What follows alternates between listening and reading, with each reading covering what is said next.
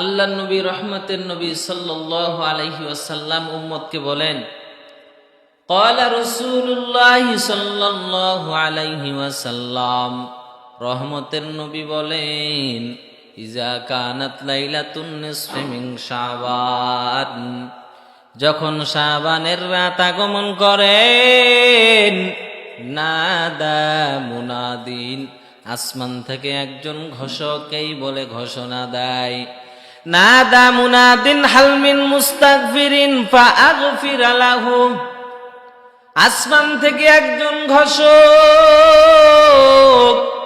ডাক দিয়া বলেন, এ দুনিয়ার মানুষ, এমন কোন গুনাহগার আছো আল্লাহর কাছে ক্ষমা চাইবি, এমন কোন মানুষ আছো আল্লাহর কাছে গুনার জন্য ক্ষমা চাইবা, আল্লাহর কাছে ক্ষমা চাও। আল্লাহর কাছে ক্ষমা চাইতে দেরি, মাফ করতে দেরি হবে না। আবার নবী বললেন, নাদা মুনাদিন হাল মিন মুস্তাগফিরিন ফাআগফির লাহু, হাল মিন সাইলিন ফাউতিয়াহু। নবী আবার জানায় দেয়, উম্মত, এমন কোন মানুষ আছো অভাবে পড়ছো, আমি আল্লাহকে ডাক দাও। ও বান্দা, আমি আল্লাহকে যদি ডাকো, আমি আল্লাহ তোমার অভাব দূর করে দিব। ও বান্দা, ঋণের মধ্যে পড়িয়া আছো, আমি আল্লাহর কাছে যাও, আমি আল্লাহ তোমার ঋণগুলো পরিশোধ করে দিব। ফালা ইয়াসআলু আহাদুন শাইয়া ইল্লা উতিয়া, ওই রাতের মধ্যে বান্দা আল্লাহর কাছে যা চাই, আমার আল্লাহ ওই রাতে আমার আল্লাহ বান্দাকে তাই দান করবেন। বলেন না সুবহানাল্লাহ। কিন্তু আমার আল্লাহর নবী বলেন, ইল্লা জানিয়াতুন বিফারজিহা আও মুশরিকুন, কিন্তু এই এমন ফজিলতের রাত, দুনিয়ার সব মানুষের দোয়া আমার আল্লাহ কবুল করে নিবেন, কিন্তু দুইজন মানুষের দোয়া আমার আল্লাহ কবুল করবে না। আগের হাদিসে গত জুমাই বলেছিলাম, একজন হলো হিংসুক আর একজন হলো মুশরিক। এই হাদিসে নবী বললেন, একজন হলো জেনাকারিনী নারী, যেই নারী দেহ ব্যবসা করেন টাকার বিনিময়ে, ওই নারীর দোয়া আমার আল্লাহ শবে বরাতের রাতেও কবুল করবে না।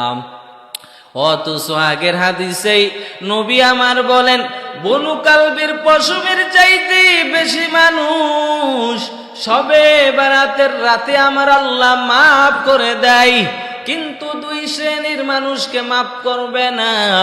যেই নারী টাকার বিনিময় জেনা করে, টাকার বিনিময় শরীরের ব্যবসা করে, ওই নারীর দোয়া আমার আল্লাহ কবুল করবে না, ওই নারীকে আমার আল্লাহ ক্ষমা করবে না। দুই নাম্বার, আও মুশরিকুন, যেই বান্দা আগুনের পূজা করে, যেই বান্দা ওই অগ্নির পূজা করে, কাফির আর বেঈমান, ওই বান্দাকে আমার আল্লাহ ক্ষমার ঘোষণা দিবেন না। বাকি বাদ, ও মুসলমান ভাই, আমি আপনি তো আগুনের পূজা করি না, আমরা মুসলমান, আমরা তো আর নারীরা যারা জেনা করে না, টাকার বিনিময়ে শরীর বিক্রি করে না, এমন নারীর দোয়া আমার আল্লাহ কবুল করবেন। এমন নারীকেও আমার আল্লাহ ওই শবে বরাতের রাত্রিতে ক্ষমা করে দিবেন। এজন্য পায়ে হাত রেখে বলি, ও আমার কলিজার যুবক, জীবনে অনেক সময় নষ্ট করেছো রে ভাই, এটা একটা অফারের সময়, যখন বিভিন্ন শপিং মহলে বিভিন্ন ডিসকাউন্ট দেওয়া হয়, তুমি কাপড় নেওয়ার জন্য দোকানের মধ্যে এত ভিড়, এখন যেভাবেই হোক আমাকে নিতে হবে। ও বান্দা, শবে বরাতের রাত হলো আল্লাহর পক্ষ থেকে ডিসকাউন্ট, গুনাহ মাফ করার বড় সুযোগ। শুধুমাত্র হিংসা অন্তরে রাখা যাবে না, মুশরিক হওয়া যাবে না, তাহলে আল্লাহর কাছে গুনাহ মাফ করার বড় সুযোগ। জীবনে কত অন্যায় করেছি। ও বান্দা, আমার আপনার জীবনটা গুনাহে ভরা। সকালবেলা গুনাহ করি, দুপুরবেলা গুনাহ করি, সন্ধ্যাবেলা রাতের আধারে গুনাহ করি।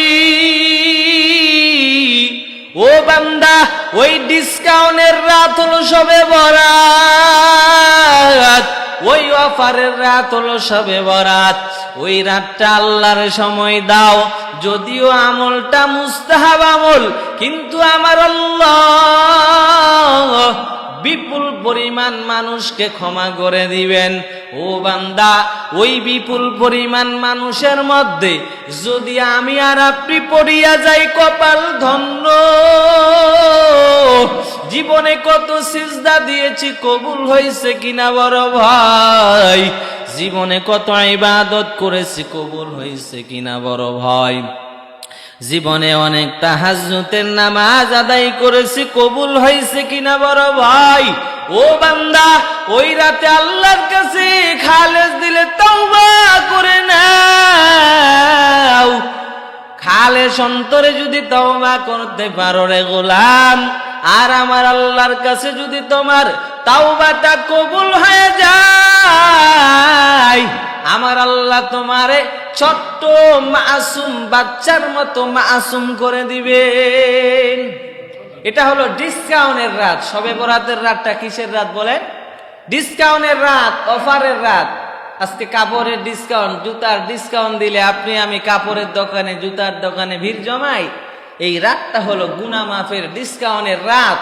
এই রাতে ইবাদত করে যদি আল্লাহকে খুশি করতে পারি, পুরো জীবনের গুনাহ আল্লাহ পাক ক্ষমা করে দিবেন। এজন্য এই রাতটা আমাদেরকে কাজে লাগাইতে হবে। অন্য হাদিসে রহমতের নবী